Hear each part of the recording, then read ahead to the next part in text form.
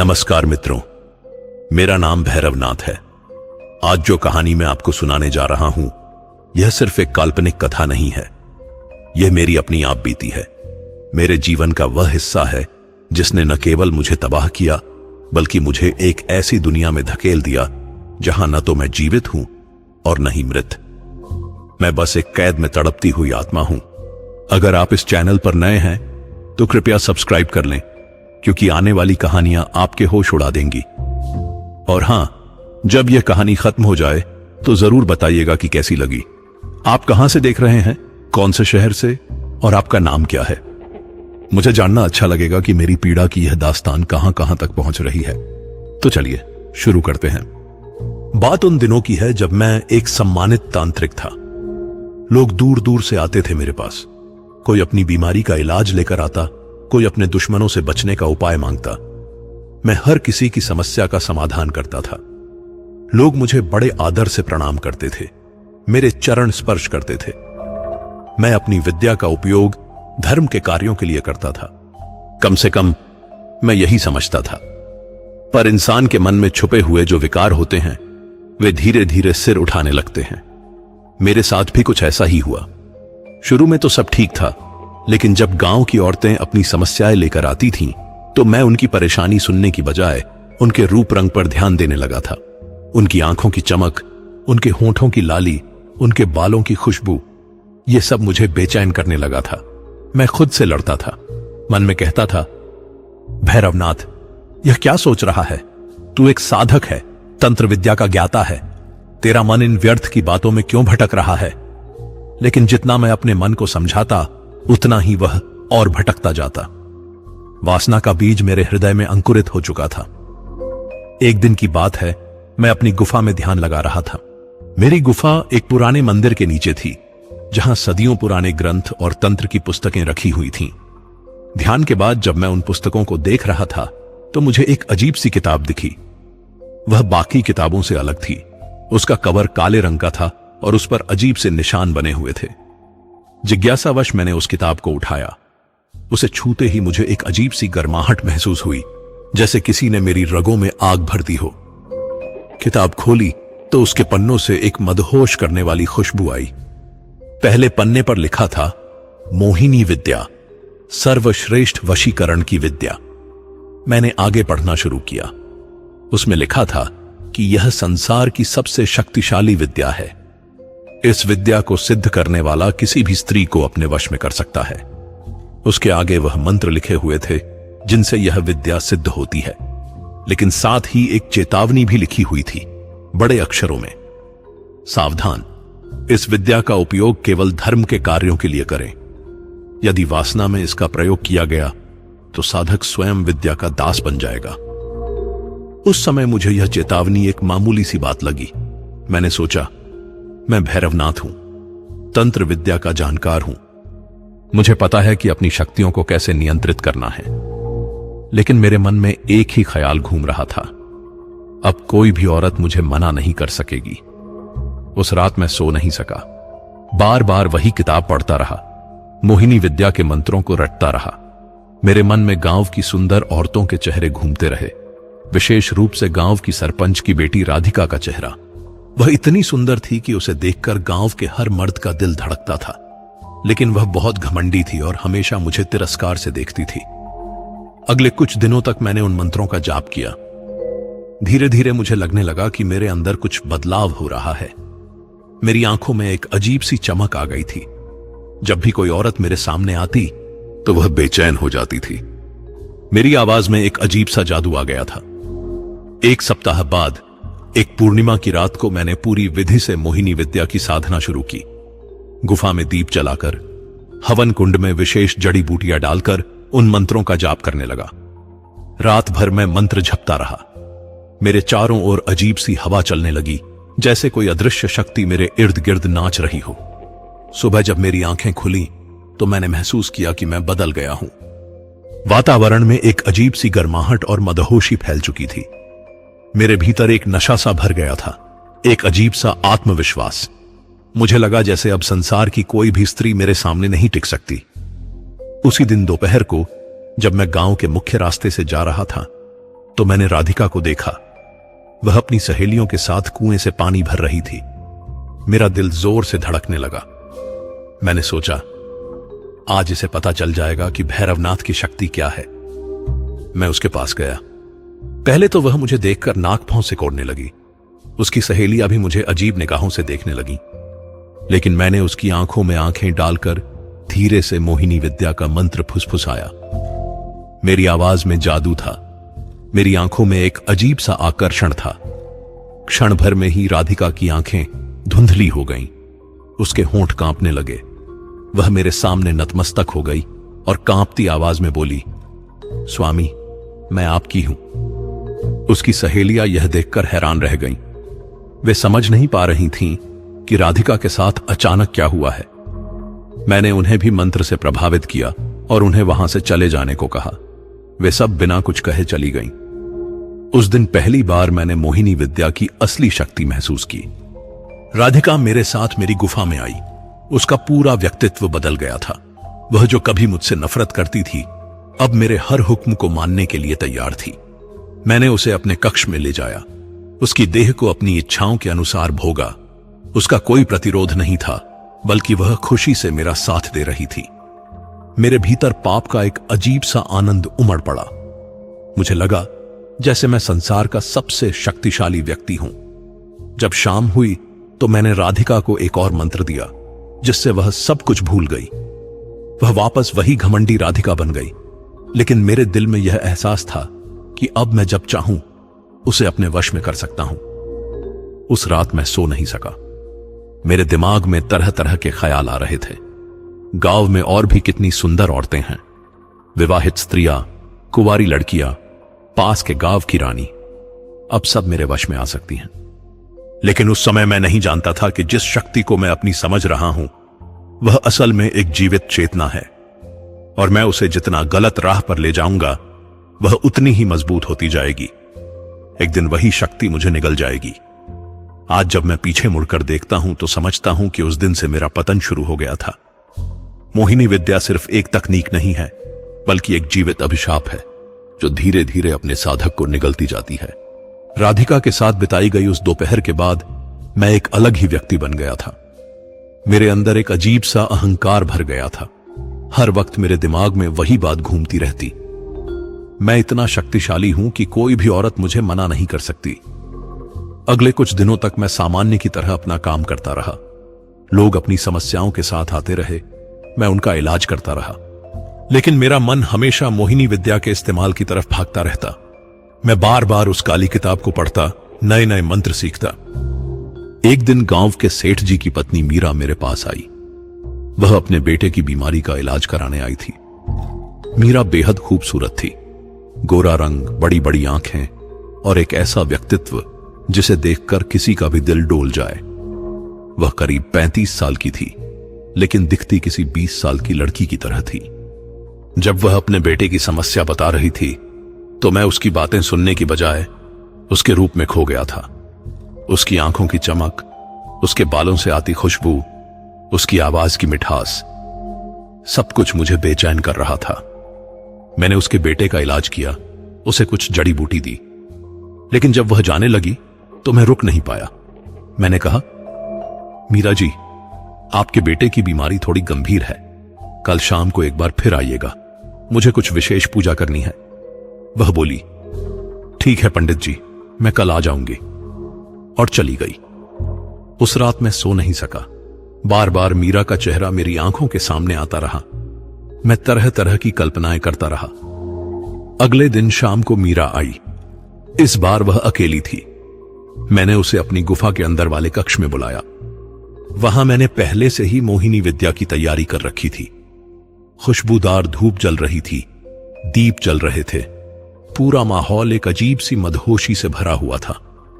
मैंने उससे कहा, मीरा जी, आपके बेटे की बीमारी को ठीक करने के लिए मुझे एक विशेष मंत्र पढ़ना है। आप मेरी आंखों में आंखें डालकर बैठिए। वह मासूमियत से मेरे सामने बैठ गई। मैंने धीरे धीरे मोहिनी विद्या के मंत्रों का जाप शुरू किया। मेरी आंखें उसकी आंखों में गड़ी हुई थीं। धीरे धीरे उसकी पलकें भारी होने लगीं, उसकी सांसें तेज होने लगीं। मैं समझ गया कि मंत्र काम कर रहा है। कुछ ही मिनटों में मीरा की आंखें पूरी तरह से धुंधली हो गईं। उसका पूरा शरीर मेरे नियंत्रण में आ गया। वह एक गुड़िया की तरह मेरे हर हुक्म को मानने के लिए तैयार थी। मैंने उसके करीब जाकर उसका हाथ अपने हाथ में लिया। उसकी त्वचा कितनी मुलायम थी। मैंने उसके बालों को सहलाया, उसकी खुशबू सूंघी। फिर धीरे धीरे मैंने उसे अपनी बाहों में भर लिया। उस दिन मैंने मीरा के साथ वो सब किया जिसकी मैं कल्पना भी नहीं कर सकता था। वह बिना किसी प्रतिरोध के मेरे साथ थी। मेरे भीतर वासना का एक तूफान चल रहा था। मुझे लगा जैसे मैं स्वर्ग में हूं। कई घंटे बाद जब मेरी इच्छाएं पूरी हो गईं, तो मैंने उसे वापस से अपने वश में कर लिया और उसकी याददाश्त से सब कुछ मिटा दिया। जब वह होश में आई तो वह वही पुरानी मीरा थी। उसे कुछ भी याद नहीं था कि क्या हुआ था। मैंने उससे कहा, मीरा जी, पूजा पूरी हो गई, आपके बेटे की तबीयत अब ठीक हो जाएगी। वह खुश होकर चली गई। उस रात मैं नशे में था, मोहिनी विद्या की शक्ति का नशा। मुझे लगा जैसे अब मैं इस संसार का राजा हूं, कोई भी औरत मेरी पहुंच से बाहर नहीं है। अगले कुछ दिनों तक मैं और भी औरतों पर यह विद्या आजमाता रहा। गांव की दर्जी की बेटी सुनीता, जो हमेशा मुझसे कतराकर निकलती थी, पास के गांव की एक विधवा औरत जो बहुत ही सुंदर और जवान थी। एक के बाद एक मैं सबको अपने जाल में फंसाता गया। हर बार वही प्रक्रिया होती। पहले मैं उन्हें किसी बहाने से अपनी गुफा में बुलाता, फिर मोहिनी विद्या से उनके मन को वश में करता, फिर उनके साथ अपनी इच्छाओं को पूरा करता। अंत में उनकी याददाश्त से सब कुछ मिटा देता। लेकिन हर बार विद्या का प्रयोग करने के बाद मुझे एक अजीब सा एहसास होता था, जैसे कोई मुझे देख रहा हो, कोई मेरे हर काम पर निगाह रख रहा हो। कभी कभी गुफा में मुझे अजीब सी आवाजें सुनाई देती, जैसे कोई औरत की आवाज में हंसी आ रही हो। मैं इन सब बातों को नजरअंदाज करता रहा। मुझे लगा शायद यह मेरा वहम है। मैं मोहिनी विद्या के नशे में इतना डूब गया था कि मैं यह भूल गया कि कोई भी शक्ति मुफ्त में नहीं मिलती। दिन बीतते गए, मेरी हिम्मत और भी बढ़ती गई। अब मैं सिर्फ गांव की औरतों पर ही नहीं, बल्कि शहर की औरतों पर भी नजर डालने लगा था। एक बार राजा की छोटी रानी भी मेरे पास आई थी। उसके साथ भी मैंने वही किया। हर नई सफलता के साथ मेरे अंदर का अहंकार बढ़ता जाता था। मुझे लगता था कि मैं भगवान से भी बड़ी शक्ति रखता हूं। कोई भी स्त्री, चाहे वह कितनी भी सती सावित्री हो, कितनी भी धार्मिक हो, मेरे सामने नहीं टिक सकती। लेकिन मैं यह नहीं जानता था कि मोहिनी विद्या सिर्फ एक तकनीक नहीं है। यह एक जीवित शक्ति है, एक चेतना है। और हर बार जब मैं इसका गलत प्रयोग करता था, वह और भी शक्तिशाली होती जा रही थी। वह मेरी वासना से पोषण पा रही थी, मेरे पापों से मजबूत हो रही थी।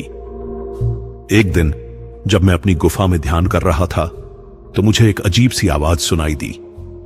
एक औरत की आवाज, बहुत मीठी लेकिन साथ ही भयावह भी। वह कह रही थी, भैरवनाथ, तू बहुत अच्छा खेल रहा है, मुझे यह पसंद आ रहा है।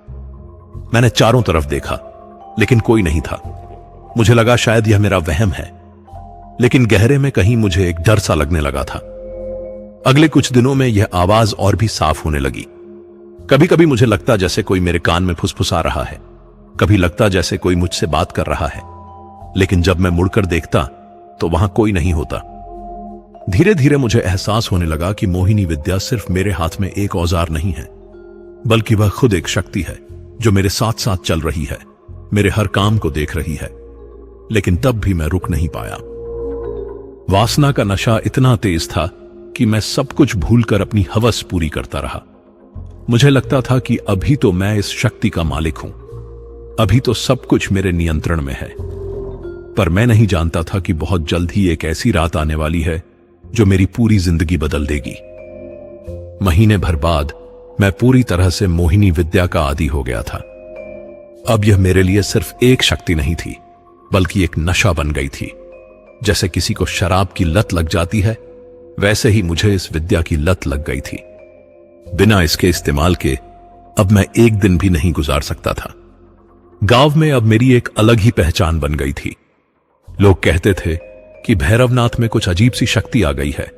जो औरतें पहले मुझसे बात करने में झिझकती थीं, अब वे खुद मेरे पास आने लगी थीं। मेरी आंखों में एक अजीब सा जादू था।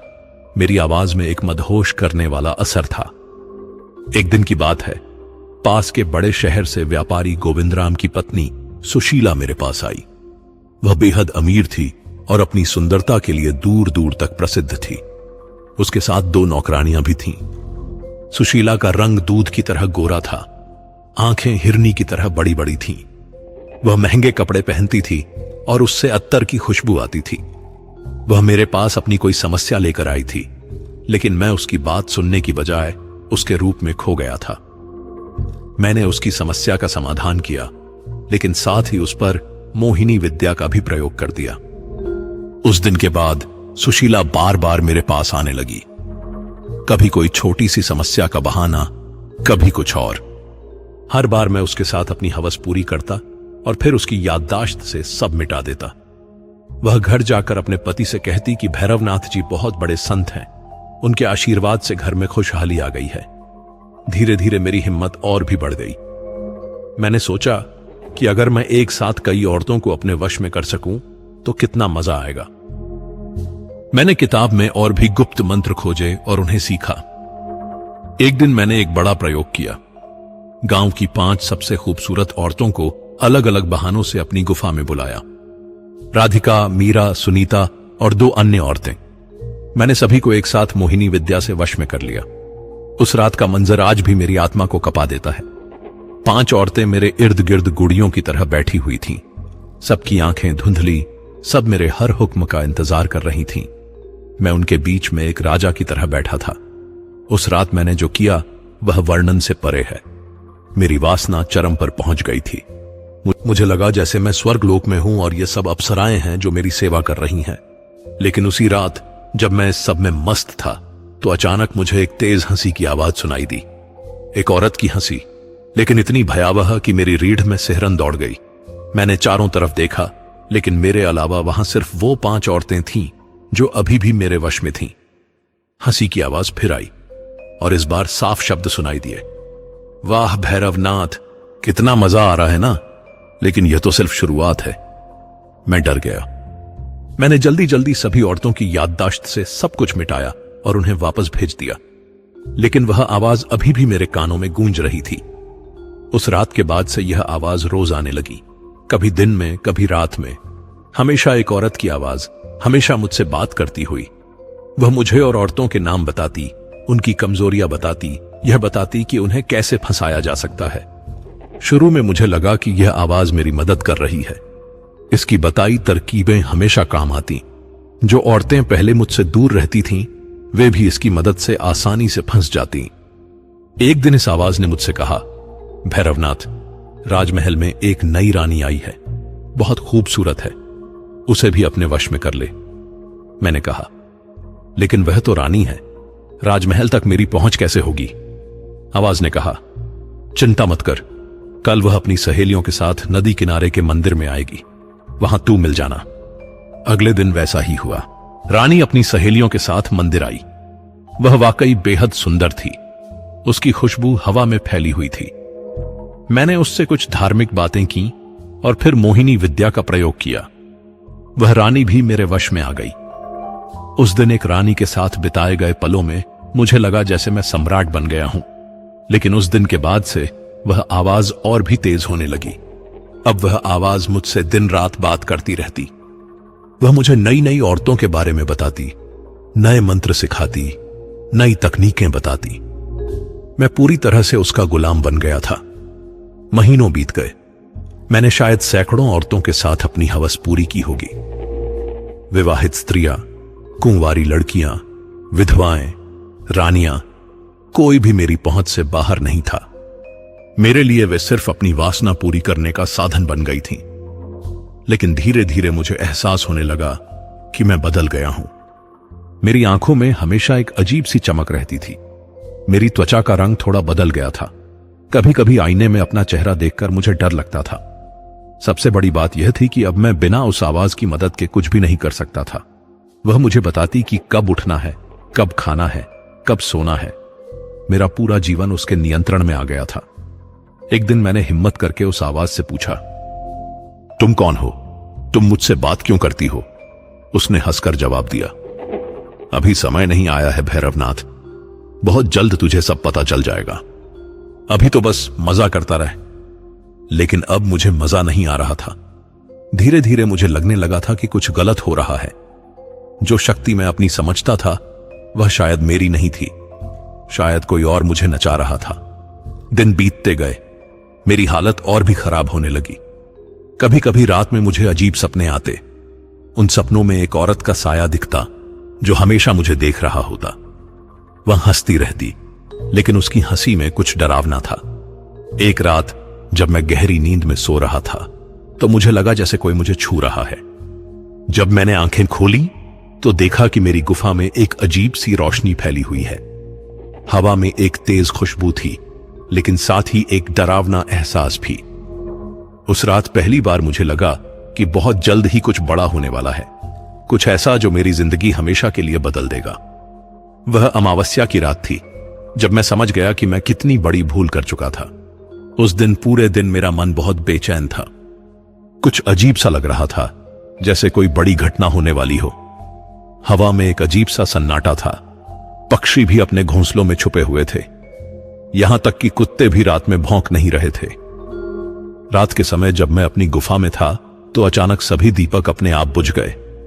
मैं घबरा गया। गुफा में अंधेरा हो गया। ठंडी हवा चलने लगी, हालांकि बाहर गर्मी थी। मैंने दियासलाई जलाने की कोशिश की, लेकिन वो नहीं जल रहा था। मैं डर गया। तभी अचानक मुझे वह आवाज सुनाई दी, लेकिन इस बार वह बहुत पास से आ रही थी। ऐसा लगा जैसे कोई मेरे कान में फुसफुसा रहा हो। भैरवनाथ, आवाज आई।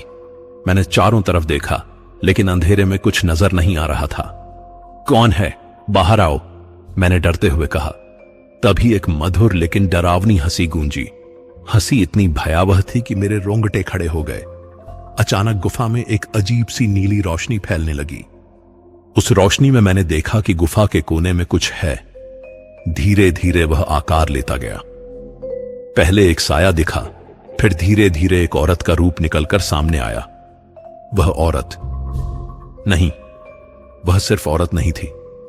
वह इतनी खूबसूरत थी कि उसे देखकर मेरी आंखें चौंधिया गईं। लेकिन साथ ही उसमें कुछ ऐसा था जो मुझे डरा रहा था। उसकी आंखें आग की तरह जल रही थीं। उसके काले बाल हवा में लहरा रहे थे, हालांकि गुफा में हवा नहीं थी। वह धीरे धीरे मेरे सामने आई। उसने एक लाल साड़ी पहनी हुई थी। उसकी सुंदरता इतनी प्रबल थी कि मैं उसकी तरफ देखने से अपनी आंखें नहीं हटा पा रहा था। तू भैरवनाथ है ना? उसने मुझसे पूछा। उसकी आवाज बहुत मीठी थी, लेकिन उसमें एक अजीब सी ठंडक थी। हां, मैं भैरवनाथ हूं। तुम कौन हो? मैंने हकलाते हुए पूछा।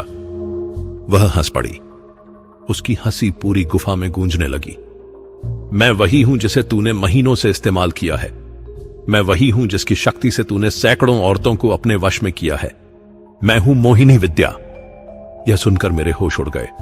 मैं समझ गया कि मैं किसके सामने खड़ा हूं। उसने आगे कहा, तूने मुझे वासना की गंदगी में डुबो दिया भैरवनाथ। मैं एक पवित्र विद्या थी, धर्म के काम आने वाली, लेकिन तूने मुझे अपनी हवस का साधन बनाया। मैं उसके सामने घुटनों के बल गिर गया। माफ कर दो देवी, मैंने गलती की है। मैं आगे से कभी इस विद्या का गलत इस्तेमाल नहीं करूंगा। वह हंसने लगी। अब बहुत देर हो गई है भैरवनाथ। अब मैं तुझसे परे हो गई हूं। अब मैं एक स्वतंत्र शक्ति बन गई हूं और अब मैं तुझसे बदला लूंगी। मैंने मंत्र पढ़कर उसे नियंत्रित करने की कोशिश की, लेकिन जैसे ही मैंने मंत्र शुरू किया वह जोर से हंसने लगी। मूर्ख, अब मैं तेरे मंत्रों के वश में नहीं हूं। अब तू मेरे वश में है। उसने अपना हाथ आगे बढ़ाया।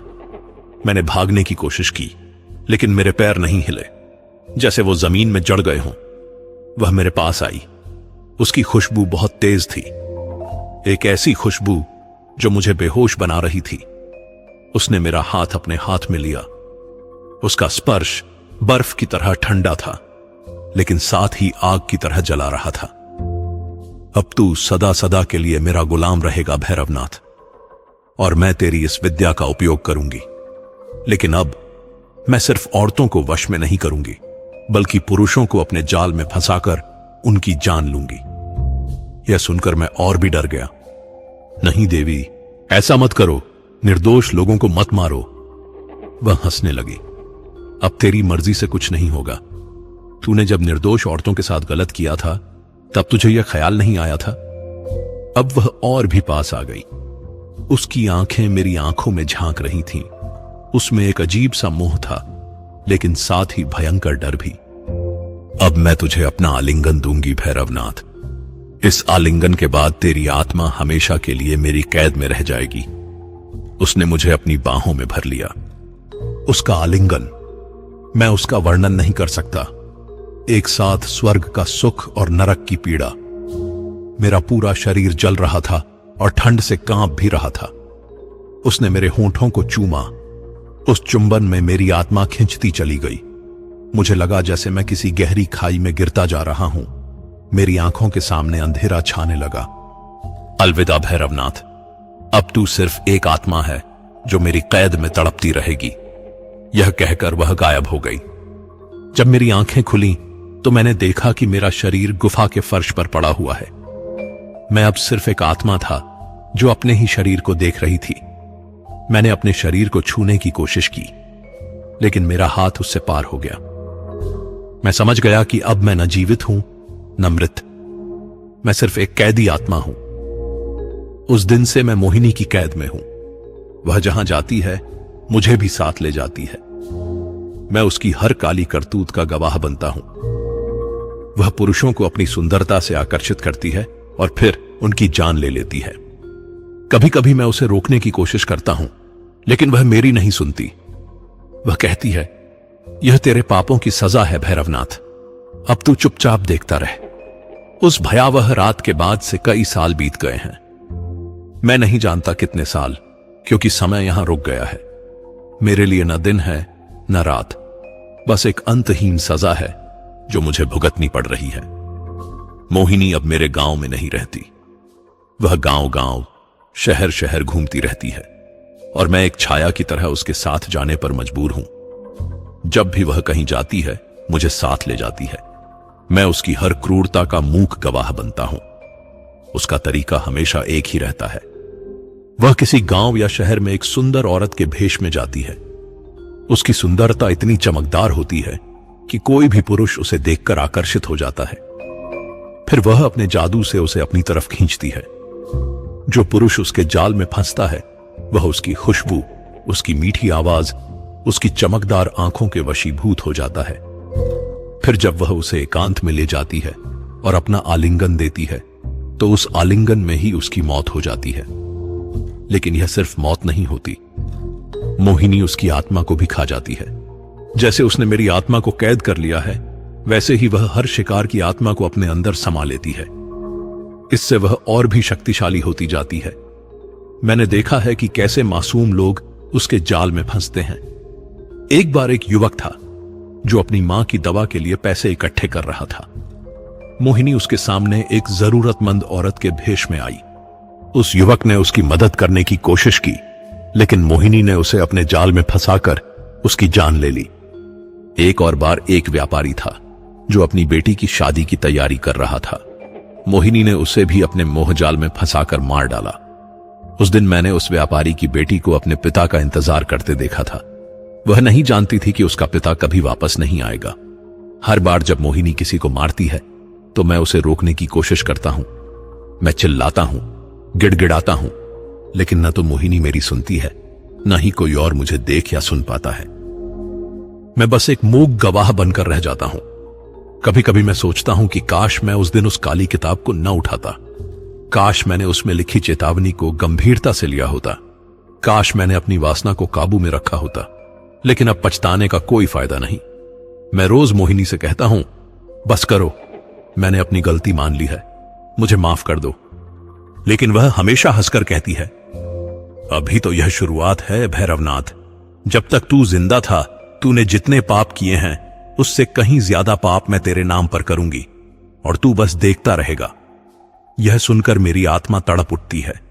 मैं चाहता हूं कि मैं पूरी तरह मर जाऊं, लेकिन मैं मर भी नहीं सकता। मैं चाहता हूं कि कोई मुझे इस कैद से मुक्त करे, लेकिन कोई मुझे देख भी नहीं सकता। कई बार मैंने कोशिश की है कि किसी तांत्रिक या साधु के पास जाकर मदद मांगूं, लेकिन जब भी मैं किसी के पास जाता हूं तो मोहिनी मुझे खींचकर वापस ले आती है। वह कहती है, तू मेरा गुलाम है, तू कहीं नहीं जाएगा। एक बार मैं एक बड़े मंदिर में गया था। वहां एक महान साधु थे। मैंने उनसे मदद मांगने की कोशिश की। वे थोड़ी देर रुके, जैसे उन्हें कुछ महसूस हुआ हो, लेकिन फिर मोहिनी आ गई और मुझे वहां से खींच ले गई। उस साधु ने आसपास के लोगों से कहा था, यहां कोई पीड़ित आत्मा है, लेकिन वह बहुत शक्तिशाली बंधन में कैद है। लेकिन तब तक मैं वहां से जा चुका था। मैं जानता हूं कि मेरी सजा उचित है। मैंने जो पाप किए हैं उसकी यह सजा है। लेकिन मुझे सबसे ज्यादा दुख इस बात का है कि मोहिनी मेरे नाम पर मासूम लोगों को मार रही है। मेरे पापों की वजह से निर्दोष लोग मर रहे हैं। कभी कभी रात में जब मोहिनी सो रही होती है, हालांकि मुझे नहीं पता कि वह सचमुच सोती है या नहीं, तो मैं उन सभी औरतों के बारे में सोचता हूं जिनके साथ मैंने गलत किया था। राधिका, मीरा, सुशीला और न जाने कितनी अन्य औरतें। मुझे पता नहीं कि उनके साथ क्या हुआ है। क्या वे ठीक हैं? क्या उन्हें कभी पता चला कि उनके साथ क्या हुआ था? क्या वे खुश हैं? मैं चाहता हूं कि मैं उनसे माफी मांग सकूं, लेकिन यह असंभव है। आज तक मैंने जितने लोगों को मोहिनी के हाथों मरते देखा है, उनकी संख्या सैकड़ों में है। हर मौत मुझे और भी तड़पाती है। मैं जानता हूं कि यह सब मेरी वजह से हो रहा है, लेकिन फिर भी कहीं ना कहीं मेरे दिल में एक उम्मीद है। उम्मीद इस बात की कि शायद कभी कोई ऐसा व्यक्ति आएगा जो मुझे इस कैद से मुक्त करा देगा। शायद कोई ऐसा तांत्रिक या साधु होगा जो मोहिनी से भी ज्यादा शक्तिशाली होगा, या फिर शायद मोहिनी खुद ही कभी मुझे माफ कर देगी। हालांकि यह बहुत मुश्किल लगता है। वह हमेशा कहती है, तूने मुझे भ्रष्ट किया है भैरवनाथ, अब तू सदा के लिए इसकी सजा भुगतेगा। मैं आप सभी से कहना चाहता हूं, चाहे आपके पास कितनी भी शक्ति हो, उसका गलत इस्तेमाल कभी न करें। तंत्र मंत्र, मोहिनी विद्या, वशीकरण, ये सब सिर्फ तकनीकें नहीं हैं, ये जीवित शक्तियां हैं। अगर आप इन्हें गलत राह पर ले जाएंगे तो ये आपको भी बर्बाद कर देंगी। वासना एक आग है। अगर आप इसे काबू में नहीं रखेंगे तो यह आपको जलाकर राख कर देगी। मैंने अपनी वासना की आग में न केवल खुद को जलाया, बल्कि कई निर्दोष लोगों को भी जलाया। अगर कोई यह कहानी सुन रहा है और उसके मन में वैसे ही विचार आ रहे हैं जैसे कभी मेरे मन में आते थे, तो मैं उससे हाथ जोड़कर कहता हूं, रुक जाओ, अपनी वासना को काबू में रखो। किसी भी शक्ति का गलत इस्तेमाल न करो। याद रखिए, हर चीज का हिसाब किताब होता है। अगर आप किसी के साथ गलत करेंगे तो वह आपके साथ भी होगा। यह प्रकृति का नियम है जिससे कोई बच नहीं सकता। मोहिनी विद्या केवल शक्ति नहीं है, बल्कि एक जीवित अभिशाप है। जो भी इसके मोह में फंसता है वह कभी सामान्य जिंदगी नहीं जी पाता। या तो वह मेरी तरह एक कैदी आत्मा बन जाता है, या फिर मोहिनी के शिकार लोगों की तरह मर जाता है। आज भी मोहिनी कहीं ना कहीं घूम रही है। आज भी वह किसी न किसी को अपने जाल में फंसा रही है, और मैं आज भी उसके साथ हूं, एक मजबूर गवाह की तरह। अगर कभी आपको कोई बहुत ही खूबसूरत औरत मिले जो बहुत ही आकर्षक लगे और आपको अजीब सा नशा हो, तो सावधान रहिएगा। हो सकता है वह मोहिनी हो। उससे दूर भागिए, नहीं तो आप भी उसके शिकार बन जाएंगे। यह थी मेरी कहानी, मेरी आप बीती। मैं भैरवनाथ, जो कभी एक सम्मानित तांत्रिक था, आज एक कैदी आत्मा हूं। मेरी यह दुर्दशा मेरे अपने पापों का नतीजा है। मुझे पूरी उम्मीद है कि मेरी यह कहानी सुनकर आप लोग सावधान हो जाएंगे। किसी भी शक्ति का गलत इस्तेमाल न करें। वासना को अपने ऊपर हावी न होने दें। अगर यह कहानी आपको अच्छी लगी हो तो कृपया इसे शेयर करें, ताकि और लोग भी सावधान हो सकें। और हां, कमेंट में जरूर बताइएगा कि आप कहां से हैं और आपका नाम क्या है। मुझे जानकर अच्छा लगेगा कि मेरी पीड़ा की यह कहानी कहां कहां तक पहुंच रही है। शायद आपकी दुआओं से मुझे कभी इस कैद से मुक्ति मिल जाए। शायद कभी मैं अपने पापों का प्रायश्चित पूरा कर सकूं। तब तक के लिए मैं भैरवनाथ आपसे विदा लेता हूं। सावधान रहिएगा और कभी वैसी गलती ना करिएगा जो मैंने की है।